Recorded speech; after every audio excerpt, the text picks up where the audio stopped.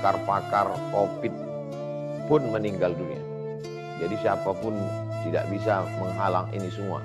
Innallaha la yastahi ayyadriba mathalan ma ba'udatan fama fawqaha. Allah tidak pernah malu untuk menciptakan makhluk sebesar nyamuk ataupun lebih kecil daripada nyamuk. Fa'amal ladzina amanu faya'lamuna annahu al-haqqu min rabbihim. Orang yang beriman dia tahu bahwa itu kebenaran datang dari Tuhan.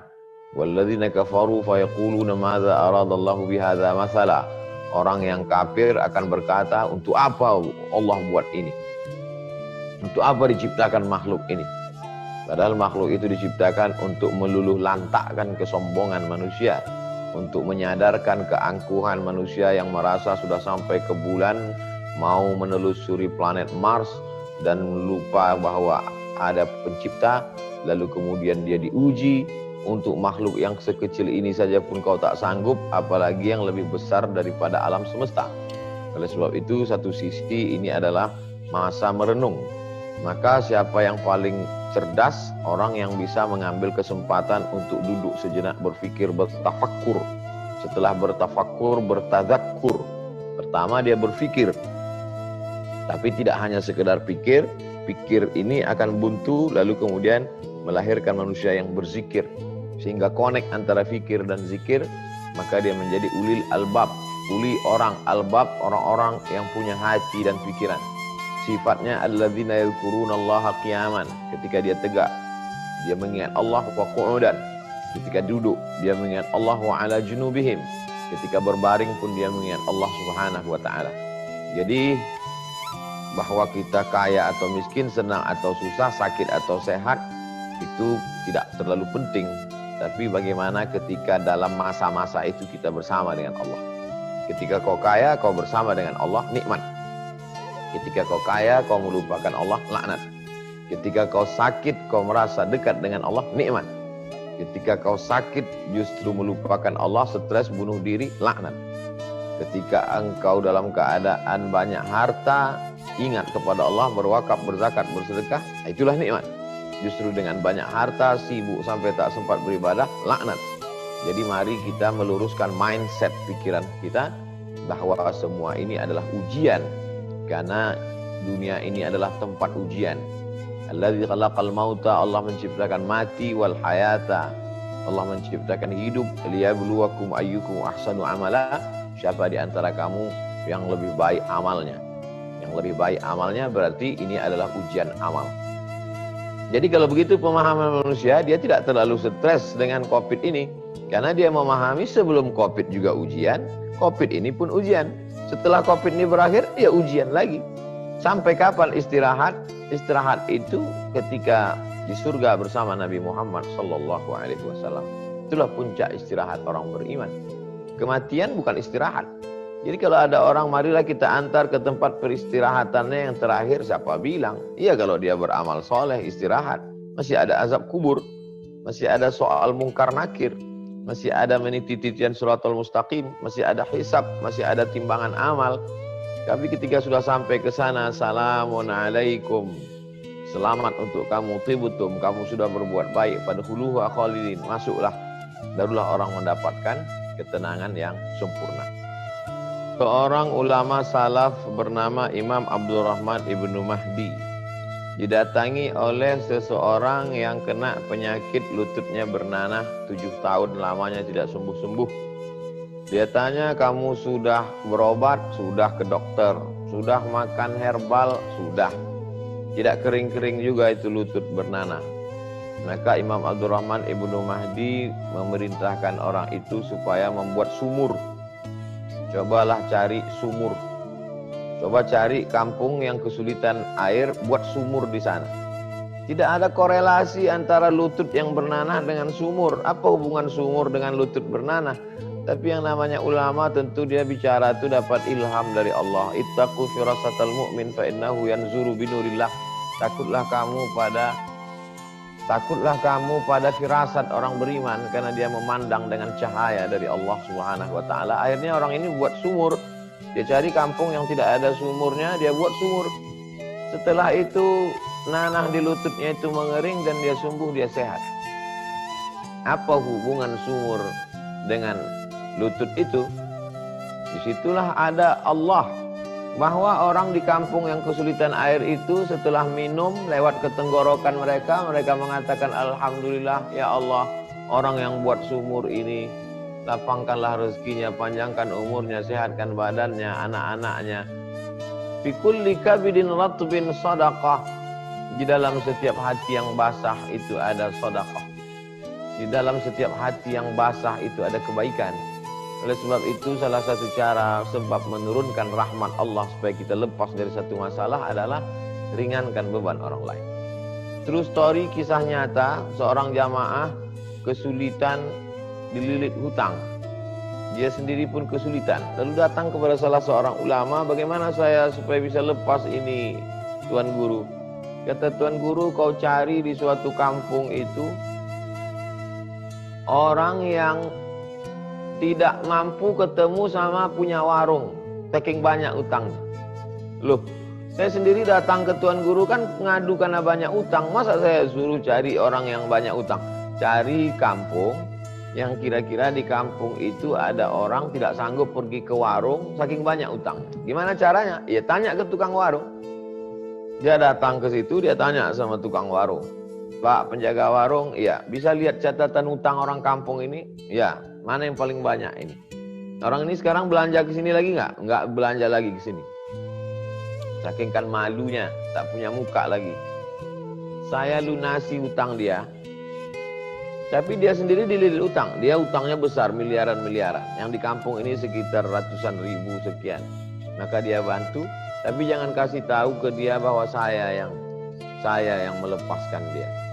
Lalu kemudian setelah itu Pak Ustadz, perlahan-perlahan Allah bukakan pintu-pintu rezeki dan saya bisa lunasi. Ini dalilnya dari mana? Dari hadis Nabi. Wallahu fi aunil abdi maka al abdu fi auni akhi. Allah akan menolong seorang hamba selama hambanya itu mau menolong saudara. Sulitkah bagi Allah melepaskan kesulitan kita? Sulitkah bagi Allah menjauhkan kita dari penyakit? Sulitkah bagi Allah membuat orang yang tak punya anak jadi punya anak? Sulitkah bagi Allah? Tak ada yang sulit bagi Allah. Innama amruhu iza arada syai'an ayyakula lahu kun fayakun. Jadilah dia. Tak ada yang sulit bagi Allah. Tak ada kata sulit dalam nama Allah, dalam perbuatan Allah. Lalu kemudian bagaimana caranya supaya rahmat Allah itu turun ke kita? Salah satu menjolok buah yang masak ranum itu biar jatuh adalah dengan cara peduli kepada hamba-hamba Allah. Itulah yang dilakukan oleh para ulama salafus salih dan sampai hari ini.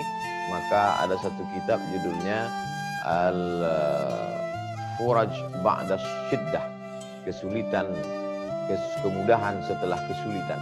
Saya baca-baca kitab kemudahan setelah kesulitan ini, rata-rata semuanya kesulitan itu datang akibat dosa kita atau karena ujian dari Allah, dan kemudahan itu pula datang ketika kita membuka hati menolong hamba Allah. Ar-rahimuna yarhamuhumur rahman, irhamu man fil ardi yarhamkum man fis sama. Allah hanya akan menurunkan kasih sayangnya kepada orang yang dalam hatinya ada kasih sayang. Kalau kau berkasih sayang kepada makhluk yang di bumi, maka makhluk yang di langit akan sayang kepadamu. Kalau kau berkasih sayang kepada makhluk yang di bumi, manusia, makhluk yang di langit, malaikat-malaikat akan berkasih sayang kepadamu. Mereka minta kepada Allah, doa malaikat dikabulkan.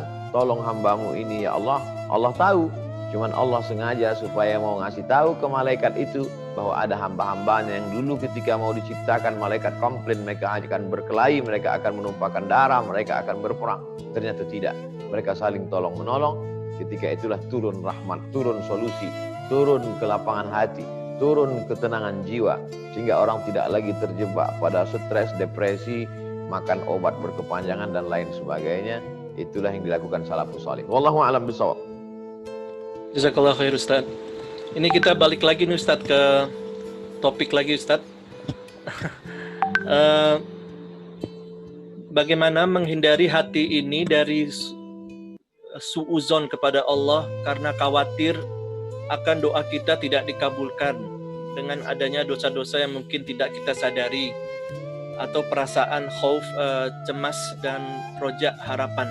Bagaimana menimbanginya Ustaz? Ada namanya maqam, jamak dari maqam, maqaman. Maqam itu adalah stasiun-stasiun mencapai Allah SWT. Ada stasiun taubat, setelah stasiun taubat, stasiun sabar, kemudian stasiun tawakal, stasiun zuhud, stasiun wara, tapi stasiun yang paling tinggi, level yang paling tinggi adalah ridha. Ar-ridha biqada'illah. Ridha menerima keputusan Allah Subhanahu wa taala. Oleh sebab itu orang-orang yang masuk ke dalam surga itu ditanya oleh Allah Subhanahu wa taala, "Hai penghuni surga, kamu mau apa lagi? Semua nikmat kamu sudah dapat."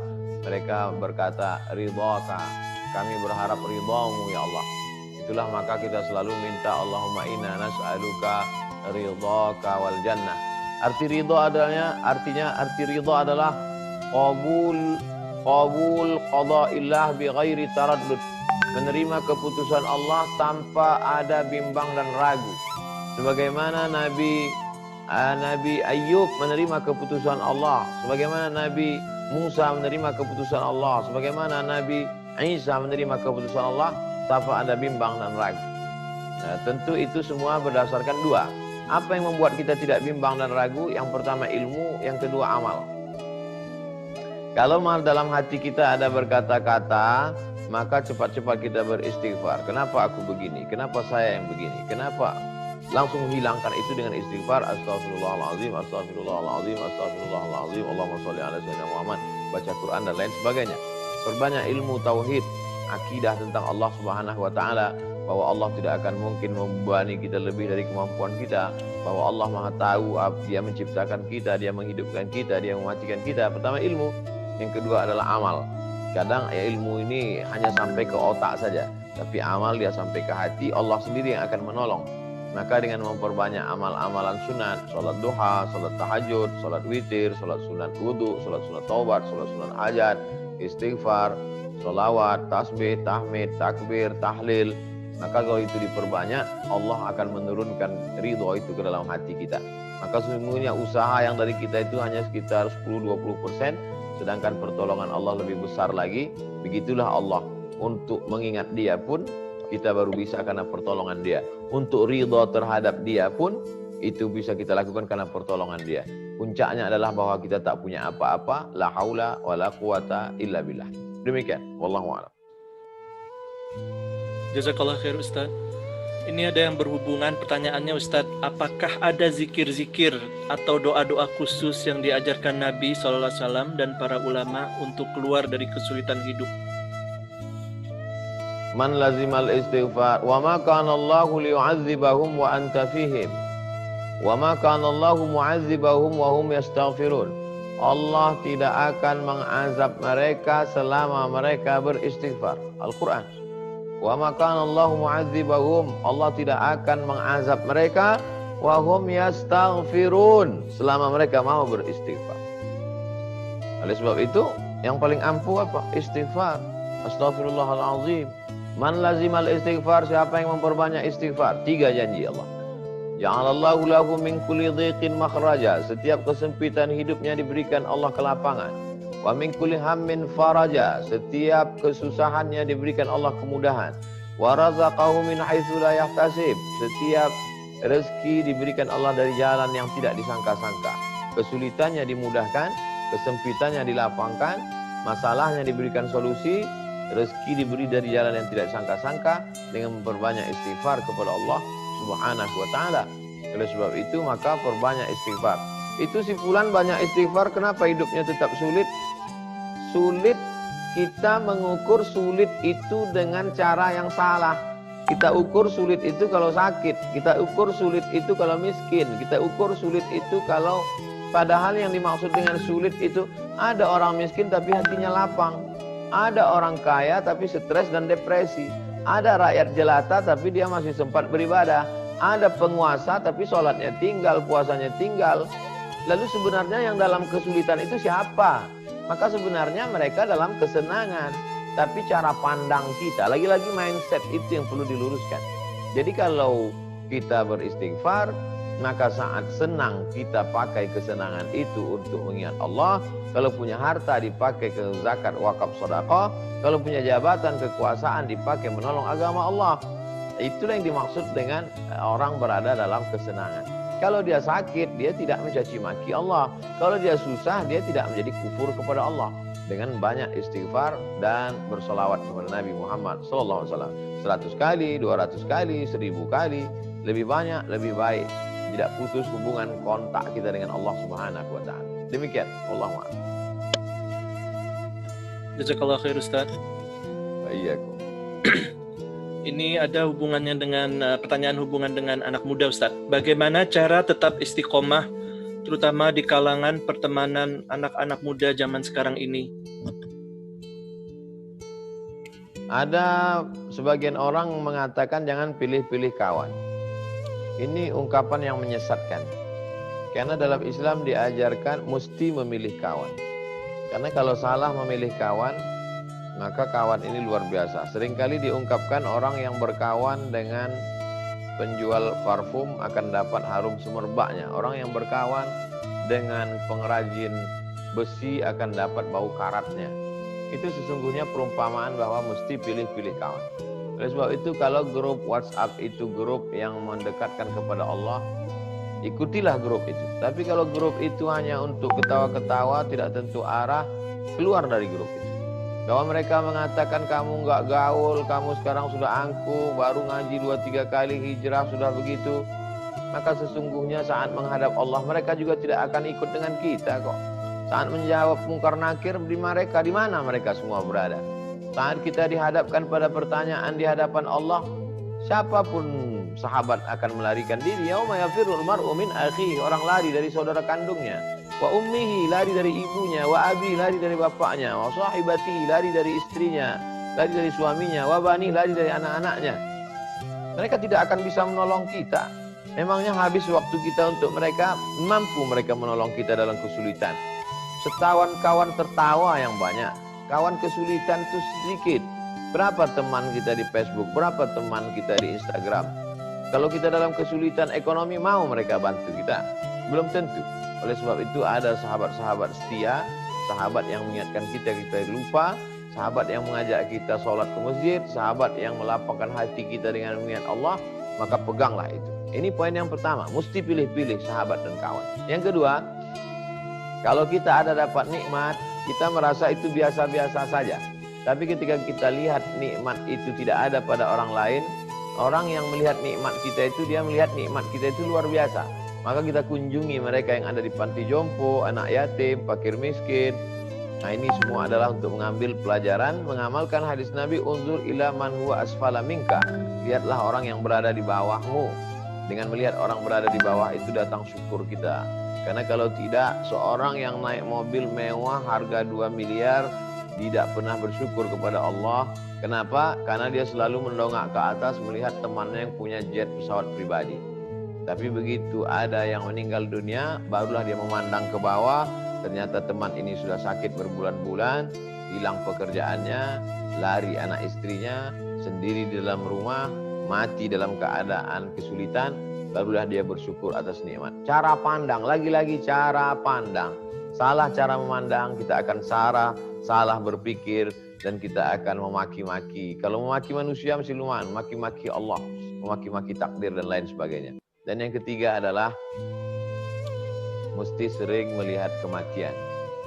Uzkuru hadimal ladzat. Ingatlah dia yang menghancurkan segala kelezatan. Kalau dia sudah datang, hilanglah kelezatan makan, kelezatan pakaian, kelezatan seksual, kelezatan politik, kelezatan popularitas. Dialah yang sudah menghancurkan segala kenikmatan kelezatan. Siapa dia? Mati. Wa kafa bil mauti wa idza. Cukuplah kematian itu sebagai nasihat. Oleh sebab itu maka 3 poin ini kita laksanakan, itu insya Allah kita bisa istiqomah, dibantu oleh sahabat-sahabat, grup-grup yang ada di Instagram, grup-grup WhatsApp, komunitas-komunitas. Jangan memisahkan diri dari jamaah, karena serigala hanya akan menerkam kambing-kambing yang memisahkan diri dari jamaah. Demikian, wallahu a'lam bishawab.